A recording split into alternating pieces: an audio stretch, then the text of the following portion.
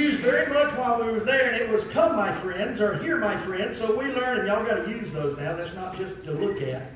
But I want to give you a little bit of insight about Israel for just a few minutes before we get started, because a lot of people just think Israel, oh well, no big deal. Israel is a special place. It is a dear place. It is a place that God called His own. God spoke to Abraham and said, "I'm going to make you a nation, and I'm going to call you out." And where am I at? Come on now. Where's my calendar? I'm in my map. You want a map? Anyway, it is a place where God called Abraham and said, "Go, and I'm going to make a nation out of you. I'm going to create a nation out of you, and I'm going to show you a place. I'm going to show you a city of Israel." And this is what He told him in Genesis 13 and 17. He said, "You go, and wherever your feet trod, wherever your feet go, I'm going to give you that land and that place." And so the place we call Israel is where, I had one in my PowerPoint, I promise you, is where we call Israel. Okay? Now when you look at Israel, it doesn't look like much. It doesn't look like a very big place. We'll go through my whole presentation real quick. Don't look. Don't look. Go back. We're ready. We're good. We're good. All right. So this nation is called Israel. All right? Everybody say Israel. Israel. It's not that big a place. Matter of fact, Israel is about the size of New Jersey. Okay? Just one of our little states is the whole place. I think we would all agree one of the things that amazed me so much about it was, in my mind, when you was at Jerusalem, that was Alabama, and you had to go to Georgia, to Galilee, and you had to go to Florida or something, and come to find out all you had to do was go to Opp and Florella and Red Level to get to these places. From the top to the bottom, it's approximately 300 miles from the top to the bottom. Wow. Some say 260, some say 300. From the widest point of Israel is, where's my notes real quick, is only 70 miles wide at the widest point. At the smallest point, it's only 12 miles wide. Wow. It's just really a small place when you come to look at Israel. And so God said, "This is yours. I'm giving it to you, the children of Israel, my chosen people." And so for all of these years, it's been a battle over that land. Let me say it one more time because I forgot to say something. Over all that time. Now, you say, well then, why are they fighting so much over that little piece of property? What's the big deal with fighting over that? Well, I've asked that oftentimes myself. I've asked it many times myself, and it was explained to us this way. Of all the Jordan and Lebanon and all the places around, the best travel route and the best route at that time was to come and go up through this valley by the sea. And so to get to any of these other nations, you had to go through this piece of ground. It also bordered the Mediterranean Sea, so it was a prized piece of land. And that is the reason for all of these years they have fought over that little piece of land. Location, location, location. Very well said. You can say that to Mike if you want to.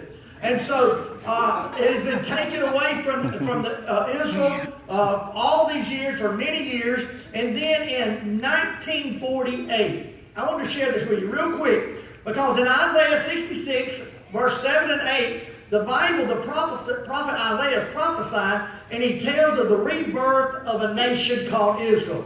And he speaks about as a woman going into labor and giving birth to a child. And he speaks about a country being born in one day.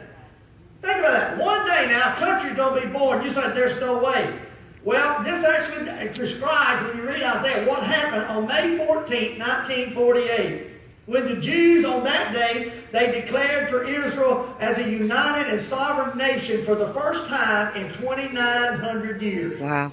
They come out and said, okay, we're sovereign, we're united. During that same day when they made that announcement, the United States issued a statement recognizing Israel's sovereignty as a nation.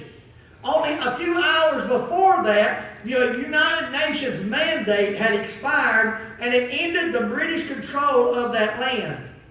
So during a 24-hour span of time, foreign control of the land of Israel had formally ceased, And Israel declaimed their independence, and its independence was acknowledged by the nations. And in a 24-hour period, a single day, modern Israel was literally born in a day. And within hours after that, in 1948, Israel was attacked by all the surrounding countries of Egypt, Jordan, Syria, Lebanon, Iraq, and Saudi Arabia. And all of a sudden, the war began. In Amos 9:14, I love the prophecy there, because in Amos it says, there will come a time when the exiles of Israel will again return to Israel as their own land, and they will never be uprooted again. Amen. God loves Israel. Amen. Yes, He does. Amen. It's exciting. It's an exciting time. That's my opening. What do y'all want to say anything before we get started? Every picture.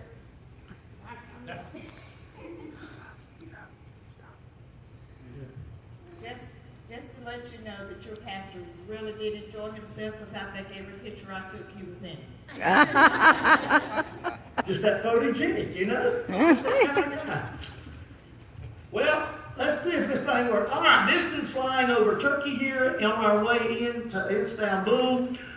We flew for about 14 days getting there, it seemed like, on that airplane. Can I get an amen for some of y'all? Amen. It was a long trip. And I slept in your lap, didn't you? she slept in my lap. I mean, we only had a little bit of space to seat, and we got on the plane, she laid back, she was in my lap, she never moved. Didn't know it till we got there, though. Yeah, she said, well, I was in your lap. Yeah. And me and Dena happened to be teamed up together, and like Reggie and Terry, the seats was about that big. Reggie and Terry, they were all leaned over, laying on each other, but being respectful, she and I couldn't, and so she's laughed at me ever since. Because I'd sleep my head this way for a while, and my head back that way for a while, and what little bit we did sleep, baby. It was a beautiful flight. The hard thing here was trying to figure out which pictures to show and not show. There's so many pictures. They're flying over. We've seen snow-capped mountains. We've seen a lot of beautiful things. The group went. There was 16 of us went. There was 9 from Florida. There was 7 from Alabama, and we had a great time. I am honored that all of them, Alabama was from Andalusia. We love and cherish each one of our friends. Now, it was kind of rough, you know, when you go over into the backwoods of Africa trying to eat a little bit, but this was one of our buffets one night. I know it was rough. I mean, we suffered. Dessert bars right there, and the funny thing about the food, I guess, to me was every meal was almost the same food. And what was left over for dinner that night, they just served for breakfast the next morning. Everything was a little bit different. Just a little bit different. A lot of vegetables. Location. A lot of fish. A lot of fish. A lot of raw fish. A lot of raw fish. A lot of fish with their heads and eyeballs still on them. A lot of vegetables. Everything but pork. This is where we stayed the first time. This is our motel looking over the Mediterranean Sea. It was awesome. It was beautiful, just a beautiful place to be. It was in Tel Aviv, and it was beautiful. We baptized Mattie in the Mediterranean Sea unexpectedly. And what, did you lose your shoe or something and reach down, and she just went right on over into Let me tell this story. You tell the story. When we first got there, we were on the Mediterranean Sea in Tel Aviv. And the next day, we headed to Caesarea. And when we walked along the Mediterranean, I wanted to just put my feet in the water. There were a lot of rocks, so I could not do that. So when we got to the location in Caesarea, I was determined to put my feet in that water. So I started out there with my shoes in my hand, and I was going to take a picture of my feet, and I dropped one of my shoes. Well, I reached to get my shoe. The water was calm. Exactly the time that I dropped my shoe, here comes a wave. Uh-oh. The wave, and I'm trying to get my shoe, and it keeps going. And Terry, bless her heart, she was coming for me. And Reggie Who can't swim? Reggie was yelling, "You can't swim!" You can't. So among all the times that we were really enjoying the location and learning, we did have fun. So she saved your life, huh? She saved my life. I guess I did skip over it pretty quick, and I think the flight was 12 hours over there. Am I correct? Somebody nod at me. 12. How many? 13 hours total flight. 13 hours total flight. This is Simon supposed to be Simon the tanner's house in Joppa. Joppa is a beautiful place. And when she said supposed to be, I had jotted that down. Because me going over, I've preached all these sermons and learned them all my life and these places. And so, my question is this really the place? Because, I just happen to know they didn't have padlocks back then like that, door handles. And so he made an amazing statement that I jotted down. And he said, you have to look at everything over here with the 4 P's. And this is what they were. He said, we can carry you to places where we positively know this is where it happened. We carry you places that is possibly the places that it happened. We can carry you places where it's probably the places that it happened. And then there are places that it's probably not. So that's your 4 P's. And everything, just because they say this is the spot, you have to look at it through one of those. It positively, it possibly, probably, or probably not. I kind of find out that they've put Jesus on it. It becomes an attraction place over there. So this place here, though, is very interesting because actually this is the birthplace, if you will, for the modern day church. This is in Joppa. Peter was praying and he was praying on the roof, and he had the vision and seen the animals come down, and God said, rise, take and eat. He said, I can't do that. It's unclean. He said, whatever I've called clean is clean. And he told, you go down to Joppa and find Peter, and you bring him back. And the guy's name is Cornelius. Thank you so much. Cornelius sent to Joppa, and this is where Peter was at, where he had the vision, and as soon as the vision ended, these men were standing at the door knocking, saying, you've got to come. You've got to come. And he went there, and there he preached, and they filled with the Holy Ghost, and Christianity as we know it began. When the Gentiles knew, put that thing up there and talk. That's when the Gentiles knew that God loved them also, not just the Jews. Also in Joppa was where Dorcas, where Peter went back and raised Dorcas from the dead. Might be something you remember there. The Mount of Precipitation or the Mount of the Lord of the Leap. One of y'all take it and go with it. This is the mountain where Jesus leaped over as he was fleeing from his enemy. This is where they was going to rise up and kill Jesus, and he just kind of disappeared. And they said he just leaped to the top of the mountain is what they're taught. This here is something that's pretty amazing. This is an aqueduct where they carried water. This is where Mattie fell into the water. And but what was interesting, this here, the reason this was built was to carry water from one city to the other city. But the long story is that King Herod had a palace here, and he had all the soldiers there. And the soldiers had nothing to do all day, so he said, okay, let's just build an aqueduct. And they did, and if Dena's research is right, her memory is right, it was 56 miles long. Totally, that aqueduct there. Water flowed in the top part of it. Beautiful, a beautiful piece, but it was there. Also, and all these may not be in exact order. This was something we all really enjoyed, I think, didn't we? Tell us about it, Mattie. This is Abraham's. We went to Abraham's tent. Is what it was called. Land of Genesis land. One of them. It was part of the mountain, which was so interesting, is one part of the mountain was dry, and the other part was not. One part was just desert, and the other part was just green, and it was just amazing how that was.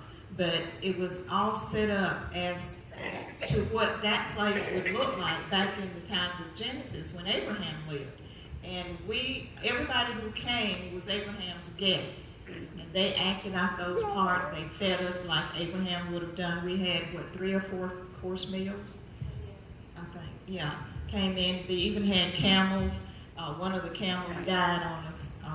He didn't want us to ride, so we walked towards him. He just fell over. All this area here is actual camel hides, and right. Just like a tent that they would have had back in the hyssop. days. They had all the The hyssop, yeah. Yeah, there's a camel and Dena. That's my friend, by the way. We all had to wear the dresses. No, the little robes, if you will. So it was a lot of fun. This is one of King Herod. I think that's spelled wrong. That's one of Herod's his palaces. He had Herod was when you read about Herod, he was a maniac, I guess, a crazy man. He was always worried that they were going to rise up and take over and conquer him. So he had 3, 4, 5 houses built in different places. We'll deal with some of them. This is the one there at Caesarea. Beautiful, beautiful place. This was a boarding dock. Right. This was the docks where boats would pull in. I mean, it was, and to see that and how they made all of this way back then. There was a porch there. There was an amphitheater there. There was the actual place where they done chariot races there, and the saunas. Is that not the place where Paul appealed to go to Rome? I believe so, yeah, where when Paul was arrested, he appealed there and said, I appeal to Caesar, and he left there going to Rome and sailed out of that port there. This is one of my favorite because, maybe because I got to preach there, but this is Mount Carmel. Mount Carmel has always been a special place. I've always loved that place. That is where Elijah confronted Ahab and the prophets of Baal, and they said, "Let the God that answers by fire, let him be God." That's where he's prayed, and fire fell from heaven and licked up the stone and the altar and the sacrifice, and licked up the water and the dust. And I got to share with that just a little bit, and it was very beautiful. This is the plains looking down, and I believe we also said that's the plain of Armageddon. That's Tel Megiddo. Okay, Tel Megiddo. And that's where we would have, that's when you hear about Armageddon and the Battle of Armageddon. All we got to visit there, check out some of those plains. This is looking from Mount Carmel into that. Okay. Mattie, Terry, Reggie, y'all holler if I do something wrong or you want to add something. That's actually it's called Isreal Valley. This is pretty neat here, Golden Heights. That's one of my favorites, and it really is not all that biblically, if you will. But I love it. That sign says basically no trespassing. You can't go past that fence. There's landmines all out there. And you just ride for miles and miles and miles. And it's nothing but pasture with cows out in it. And those signs saying, "Do not go in there." And simply because you're laughing, because so many landmines are out there that you can't go. And they said even from time to time, the cows will still step on one and eats the hamburger meat, if you will. Oh, Lord. That's all it's good for. You can't do there. It's called Golan Heights. Anybody heard Golan Heights in the news? And a lot about the Golan Heights. This is the mountain range there. There's some more of it to our right. And then to the left is the hillside where we're at. The interesting thing about Golan Heights is what he was saying is, John was saying earlier about location. When God promised Israel that land, it is theirs. It is not theirs to give to anyone else. It belongs to them. And sometimes we have to fight for what God has promised us, right? Okay, so this was there, and there was a time when the people were, as we are now, the enemy was at the top of the hill, and they were going to take Israel. They wanted to take their land. So they got together and devised a plan, and it was a well plan. You might can remember that plan that they had where they planted trees. Right. Yeah, I'd love to tell that story just a little bit if I can. It's in a little valley. It's called the Finger of Israel. It's just a little valley that goes to the top of Israel, and on each side, Syria's on one side, I believe Lebanon's on the other side. And for 19 years, the people in that valley had to sleep in bunkers every night because from that mountain, they would launch missiles down into that valley. And they never knew when or where it was coming from. They were up on the hillside. The enemy was up on this hillside right in here. And it's a long mountain range. And they had bunkers set up. There was no way to, and all the landmines, there was no way to get to them. And so Israel come up with a plan, and they got one man, and his name just fails me right now. They sent him to befriend the Syrians. He went in over a period of years to become friends to them. And this is the God thing. And finally, they realized that all the enemy was hiding in these cement bunkers, and there was no way to get them out. And so this guy said, I want to give a gift to you. And I want to give enough eucalyptus trees to plant around each bunker so that they won't have to be in the sun in those hot bunkers. They'll have shade. Well, they thought it was such a gracious gift. They accepted it. they planted trees around each bunker. And you see this little group of trees here, little group of trees here. I may have, let's go back one. You can still see the group of trees here. After the trees begin to grow a little bit, then the Israelites realized that everywhere there was a grove of trees was a bunker that the enemy was hiding in. So during the 6-day war, when they started the war and they started storming that hill, they knew exactly where the enemy was. And if the enemy, if they run into the bunker, they were like fish in a barrel, or they had to flee. And they fled, and it was a 6-day war, and God just miraculously worked, and it was a beautiful thing. I just thought, man, isn't that amazing? My heart just melted when I heard that story, because God's got some eucalyptus trees planted for you, where you can identify the enemy in your life. Amen. Ooh, that's good. Anybody else want to say something about that? Okay, I said no. This right here was an old boat.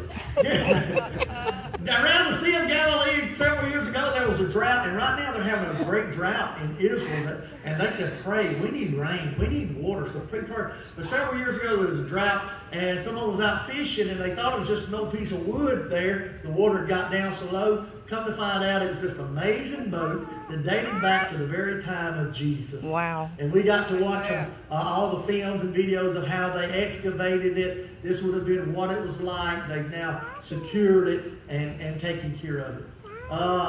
Every slide is my favorite, the Sea of Galilee. Man, I love the Sea of Galilee.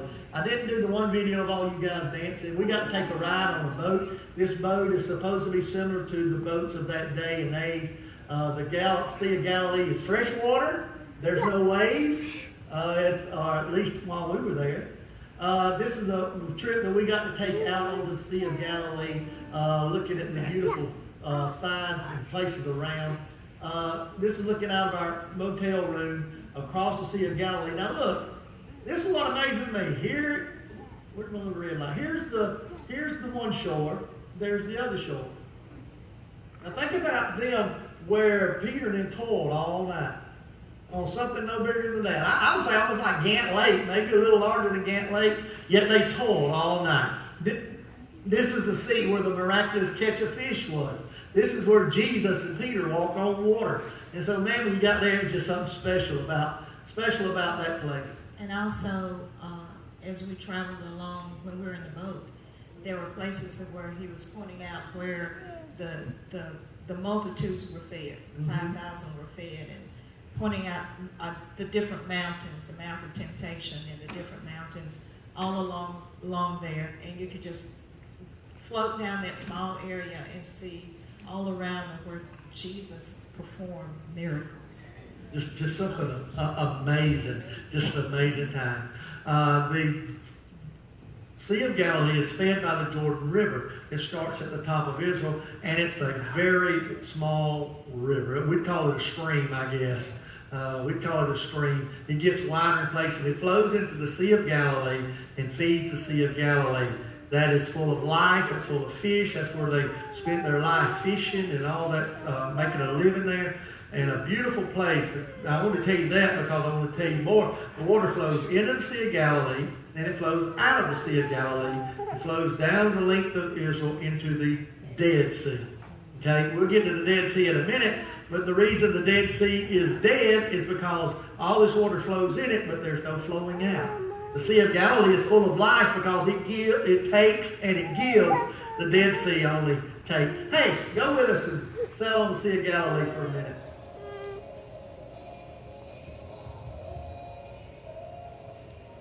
That's the other side. Turn the music up. He's excited. I love it.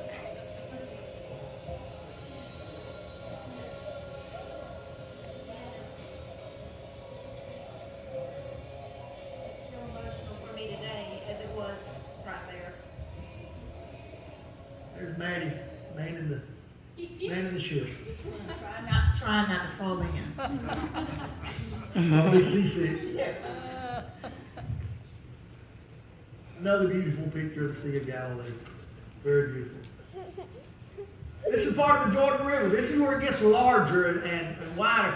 I guess one of the main things about the Jordan River that amazes me, this is where Joshua and the children of Israel crossed the Jordan River, and it had to part for them to go across on dry ground. I'm thinking, man, I can jump across there or swim across that in some places. But when you read the Bible, it says it's overflowing its banks at that time, and it's flooding at that time.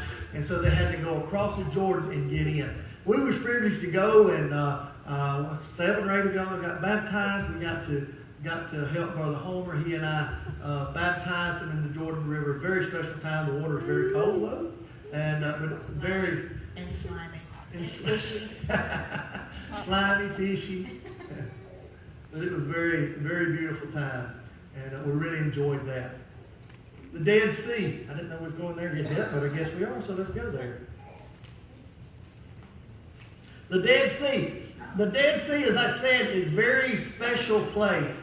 The water flows into it, but nothing flows out. I'm going to tell you a couple of things. When we left being baptized, we went down to the Dead Sea. The Dead Sea it's like our beach, I guess, because it's white on the sand. The water's clear. It looks like sand all over the place, but it's really salt. If you touch it to your lips, you can't. It burns. There's so many minerals and salt in there that there can be no life in there. Everything dies other than a little bit of algae, I think they said might grow. I actually shaved that morning about 5 o'clock. We was there about 6 o'clock that afternoon, and I just took some of the water and splashed on my face, and I'm telling you, it lit me up. Ooh. It burned, and it was amazing. But here's the amazing thing. Brother Reggie, he's the one that really jumped on this. This is Reggie right here. Of course, Terry's right here. This is some other lady. But I look at Brother Reggie. You see there's his hands and there's his feet, and he don't have a floaty. Okay? He just walked down in it, and he laid back, and you can't sink. You don't go under. It's too much salt in it. So much salt and so dense, I guess is a good way to say it. So when you just sit back and you just sit down like sitting in a chair. Getting up's a little hard, but it was just amazing about the sea, the Dead Sea, how great. Now they've realized that those minerals all are great. They built big motels or resorts there where people come and stay and just bathe in that Dead Sea. They even mined the minerals out of it. You could buy all those minerals. There were people there that had it all over their body and different things. Face masks with the water. And on the way to the hotel there along the Dead Sea, we saw a lot of sinkholes. Even the Dead Sea is dying. The two things, as John said earlier, that they pray for peace and pray for rain. There's no water going into the Dead Sea because of the drought. Right, yeah, and so it's actually going down. Yeah, I thought I had pictures up there. Evidently, we picked up that old PowerPoint so we knew it. But going in, I know you can't hardly see this, but it almost looked like icebergs all over the sea. It was just, when you look at it, you're like, what is that? Is it ships or boats? But it's nothing but big blocks of salt and minerals all over the sea that just looks like icebergs. It's actually, they built a restaurant on the Dead Sea, close to where you could walk to the Dead Sea, and the waters receded so far back that now they have to transport the people to the Dead Sea from the restaurant. Masada. This is one of the saddest days of the whole trip. We left the Dead Sea, we went to Masada. We left Masada and we went to the Holocaust Museum. So it was a sad day. At the Holocaust Museum, they won't let you take any pictures or anything in there. Very sad and very emotional time. But Masada was a very special place. I told you King Herod was a crazed man. And so he had several places that he would build a refuge for. And this is one of those places. It's called Masada. This is, I believe it's 1,500 feet up in the air or up. We had to get in a cable car, a tram, and ride up to the top. And when you got up there, it is just so amazing to see the top of that. It was a place that he had food stored, steam baths, saunas. I mean, it was miraculous. Matter of fact, his palace was 3 levels. It was here, here, and here that you could travel down. And we couldn't even get down there. I don't know how they built it for nothing in the world. But it was so tall, and you look down, and everything's just, it's like looking from an airplane almost, if you will. If you can think of any 5-star restaurant or 5-star hotel or resort you've ever been, that's what it looked like. And so what's significant about Masada was the last of Israel rebels ran to this place and took this place. Y'all may help me here because I don't have my notes in front of me. And there was about 1,000 of Israel rebels there that lived there. And so when it all started, the Romans come in, and to take that back and to do away with all these rebels, they built camps all around this mountain. And you can stand on top and see the camps where they were sitting. And this is different viewpoints of it. Look back up. Different viewpoints of it. And you could look down and see where they had set camps trying to starve them out or whatever. Finally, they decided we're going to take the slaves, we're going to build a ramp on the lowest side. So they hauled dirt in there, not with dump trucks and all that, but by buckets, and build a ramp where they could storm the door or storm the gate and get in. I'll let you tell the rest of the story there if you want to. How's that? On the back side of Masada, they built a ramp, and the Romans were pretty smart about doing that. And instead of the Jewish being captive by the Romans, they decided that they were going to, the husbands were going to kill the children, the mothers, and then kill themselves. And so that's how it ended, in a mass suicide, instead of being captive to the Romans.